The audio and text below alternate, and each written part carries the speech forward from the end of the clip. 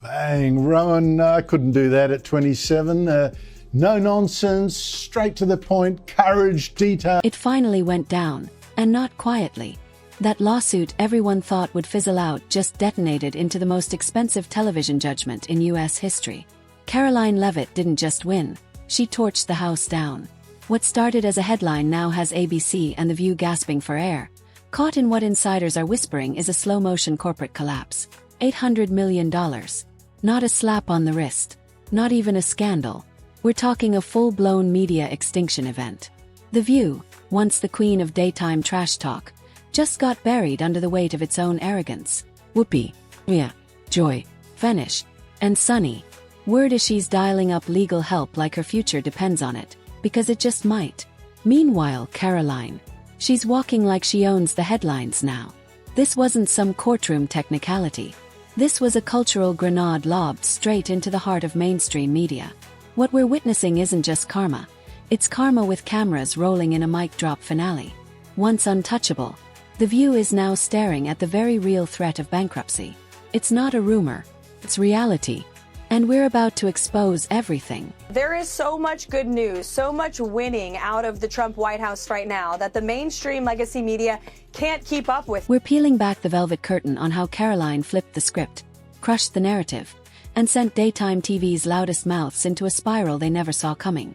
The moment the gavel hit that bench, boom, history made. The blast didn't just shake The View, it detonated ABC's entire money machine in a matter of seconds. The shock wave slammed into Wall Street like a battering ram. ABC's parent company, once the untouchable titan of entertainment, the too-big-to-fail beast, watched its stock nosedive before the first latte even hit a conference table. Billions in market value gone. Traders froze. Analysts were left stunned. Financial anchors trashed their teleprompters mid-show. CNBC cut their tech segment on live air just to scream the breaking news.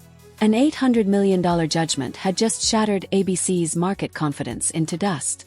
That sound echoing through Manhattan. It wasn't applause, it was sirens. While Karoline Leavitt's legal team toasted with coffee like they just won the Super Bowl, chaos had already erupted inside Manhattan's glass towers. Ad agencies exploded into full-blown panic mode. 4 top-tier sponsors. Household names you see every commercial break. Cut ties. Immediately. Not next quarter. Not next week. Immediately. One insider called it a dam break. Every passing minute, another brand pulled out. Phones exploded. Boardrooms melted down. Entire campaigns vanished. Commercial slots went dark. The View's flashy production budget. Gone before it had a chance. And here's the final dagger. Most networks rely on crisis insurance to patch up disasters like this, especially when their talent spirals out. But ABC, they had a policy carve-out. The kind that excludes drama caused by their own stars. No safety net. No plan B. What started as a lawsuit has now turned into a financial firestorm. And the blaze is still spreading. There was the fatal clause. ABC's crisis insurance didn't cover intentional defamation. And that's exactly what Karoline's victory was built on. A deliberate, malicious hit job disguised as daytime drama. No coverage. No safety net. No backup parachute. This wasn't some courtroom speed bump. This was the Titanic ripping through an iceberg with no lifeboats in sight. ABC's finance division collapsed. Total system failure. Emergency huddles broke out in tension-soaked boardrooms. Lawyers stormed the building like EMTs at a 5-alarm inferno. Executives flipped through spreadsheets like they were defusing bombs. One question gripped everyone. Can we even survive this? Then it started, the one word no one in corporate America ever wants to hear. First it was just whispers, then frantic Slack messages. And finally it hit, leaked memos like a siren, bankruptcy. One junior HR rep reportedly messaged her friend in graphics. They're murmuring Chapter 11. This wasn't gossip. It was standard operating panic. Hiring froze. Budgets got gutted. Studio trips cancelled. Security staffing slashed. Craft services. From felt minen to day-old sandwiches and bitter drip coffee. ABC's once glamorous halls, now drenched in anxiety and burned espresso. And through the entire meltdown, Karoline Leavitt didn't say a single word. No media parade. No gloating tweet. No post-victory monologue. Nothing. And that silence, it cut deeper than a viral headline. While ABC scrambled to patch up the wreckage, Karoline stood still, collected, cold-blooded, watching it all go down, brick by corporate brick. She didn't need to say a thing. The View wasn't just floundering, it was sinking. And the woman they once mocked, minimized, turned into a punchline. Karoline didn't just fight back. She became the storm. Don't blink. This was just the beginning. So Joy Behar just offered her analysis on why Leavitt was picked for the role. Because right here, this exact moment, is when the empire really started to crumble. The second that $800 million judgment dropped like a legal guillotine, the chaos didn't just engulf ABC. The spotlight tightened, and it locked in on three very specific faces. Whoopi Goldberg, Joy Behar, Sunny Hostin. These weren't just household names anymore. They became corporate risks, walking, talking liabilities. Yesterday's icons of daytime TV had morphed into real-time cautionary tales. Their once polished legacies torched, their credibility ripped to shreds. Their careers didn't just take a hit, they got dragged into legal quicksand. And not even the best crisis PR money can buy could stitch together the pieces. While headlines obsessed over ABC's financial collapse, something even nastier brewed behind those high-security studio doors. Each co-host, individually summoned. No cameras, no glam squad. Just cold rooms, colder lawyers, and legal briefings that read like final warnings. No more applause. No more hot takes. Just the sound of careers dangling over the edge. What comes next? Even their agents are scared to ask. No punchlines. No stylists. No fake smiles. Just cold-eyed attorneys clutching folders full of facts and consequences. One by one, the hosts were hit with the same brutal message. They might be personally liable for part of that $800 million judgment. Yes, personally. Yes, financially. Let that sting settle in. Whoopi, the swagger, vanished. Insiders say she called in a crisis management firm, the kind usually hired by disgraced CEOs or fallen politicians. That's how deep the panic ran.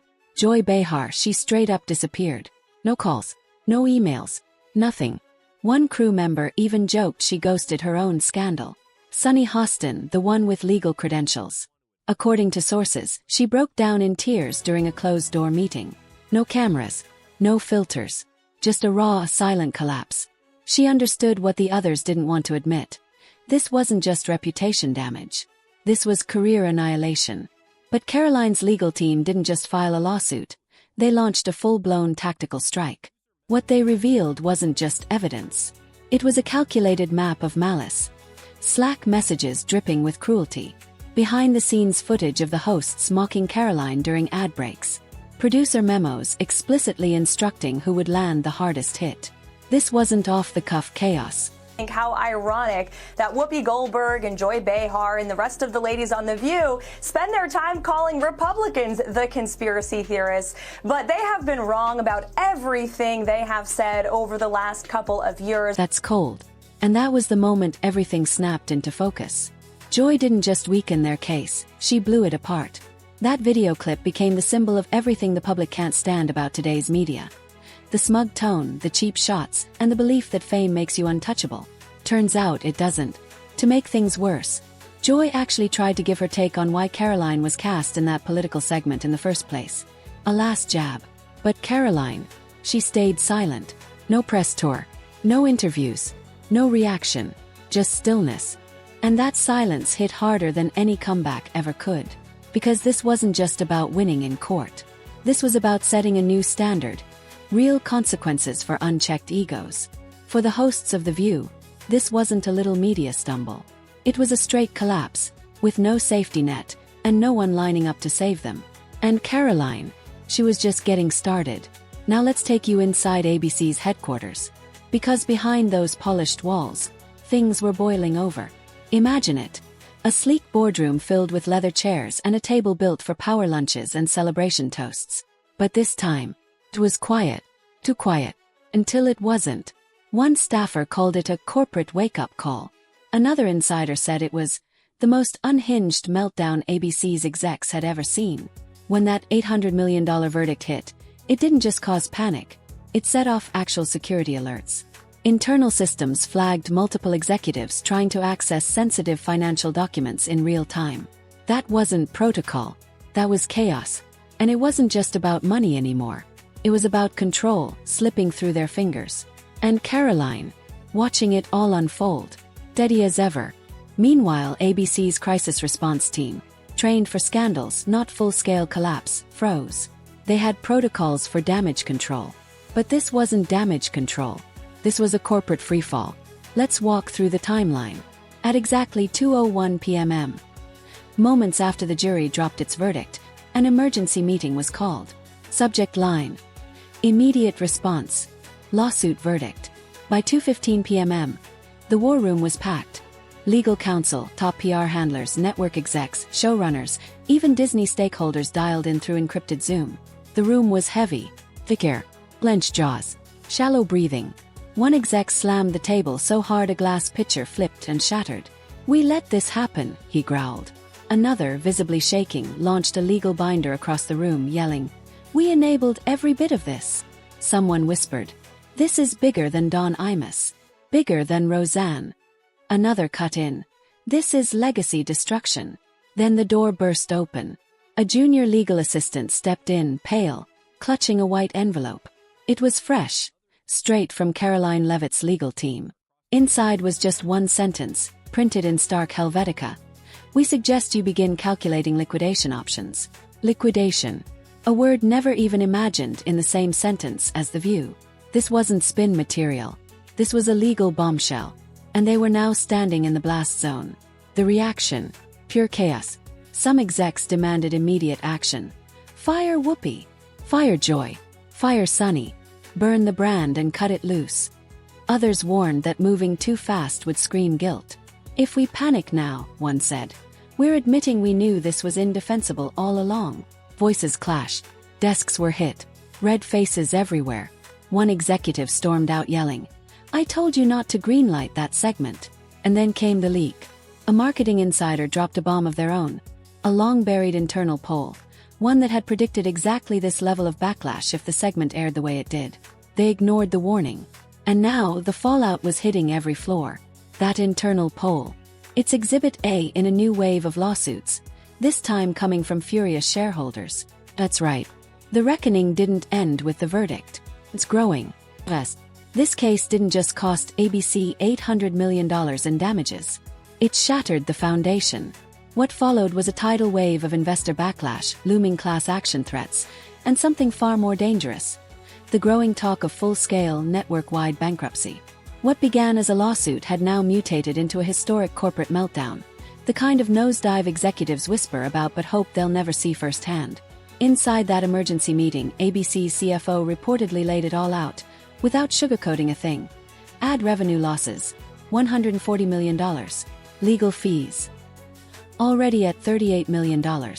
Sponsorship contracts cancelled or voided, $221 million.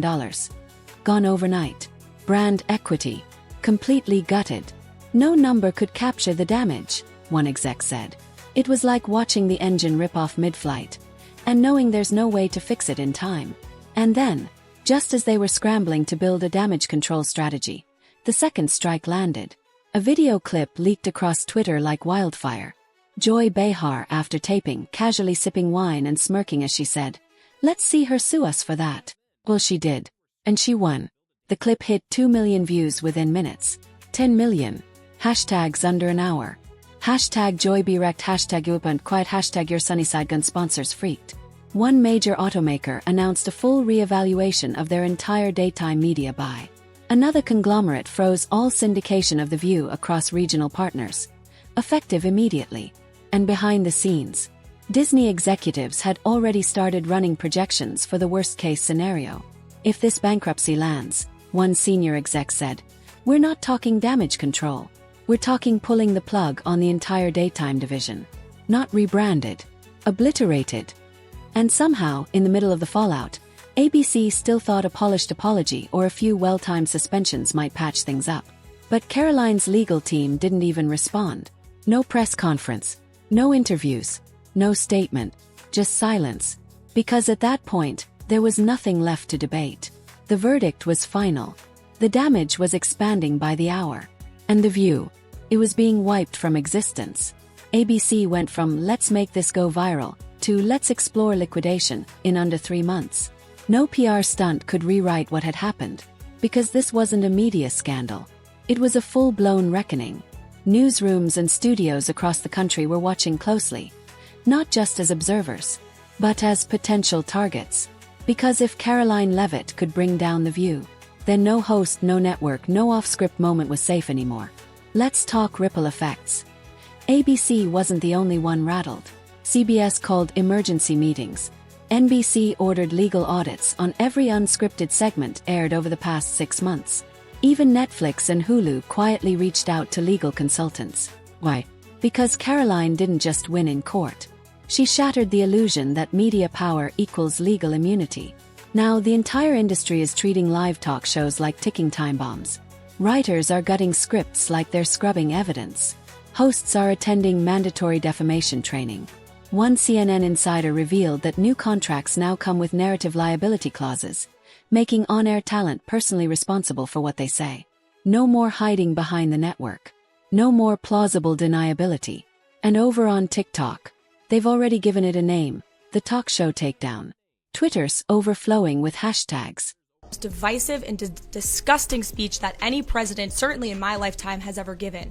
He essentially waged war on half of the country by saying that we are all a threat to democracy because we believe in putting America first. It's not radical to want to put your country and your own people first. It's not radical to want to have a strong border, a strong military, and to unleash the might of your own economy, not economies around the world. Think about it.